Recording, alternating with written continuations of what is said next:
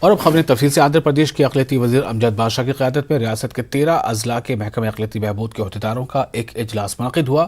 وجےواڑہ میں منعقدہ اجلاس میں محکمہ اقلیتی بہبود کے عہدیداروں کے علاوہ ورک انسپکٹرز، فائنانس کارپوریشن کے ایگزیکٹو ڈائریکٹر و دیگر نے شرکت کی۔ اس دوران اوقافی اراضیات کے تحفظ پر زور دیا گیا۔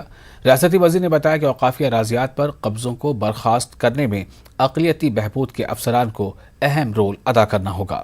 ریاستی وزیر نے اقلیتی ہاسٹلز کو نئے تعلیمی سال سے شروع کرنے کا حکم دیا ہے۔ انہوں نے کہا کہ ضرورت کے حساب سے بہت جلد نئے ہاسٹلز تعمیر کیے جائیں گے۔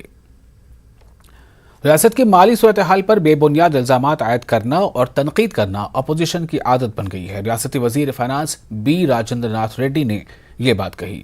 انہوں نے کہا کہ بغیر حساب کتاب کے 41,000 کروڑ روپے کی ادائیگی کا جو الزام عائد کیا جا رہا ہے وہ بے بنیاد ہے۔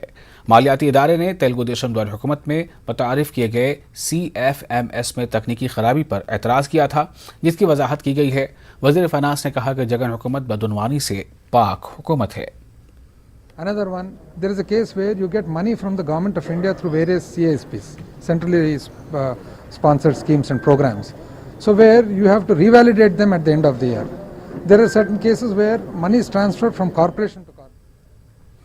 اور خالی اسامیوں کی بھرتی کا مطالبہ کرتے ہوئے کرنول میں مختلف طلبہ تنظیموں کی جانب سے زنجیری بھوک ہڑتال کا آغاز کیا گیا۔ زنجیری بھوک ہڑتال میں DYFI، AIYF، SFI کے علاوہ دیگر طلبہ تنظیمیں شامل ہیں۔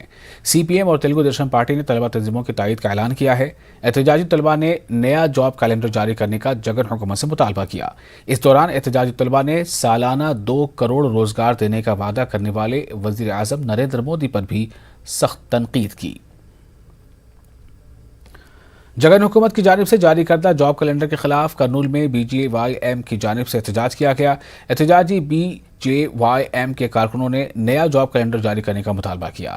BJYM کے مقامی صدر سدھاکر نے کہا کہ جگن موہن ریڈی نے پد یاترا کے موقع پر 2,40,000 نوجوانوں کو روزگار دینے کا وعدہ کیا تھا، وہ اب تک پورا نہیں ہوا ہے۔ BJYM کے کارکنوں نے پد یاترا کے موقع پر کیے وعدے کو پورا کرنے کا جگن موہن ریڈی سے مطالبہ کیا۔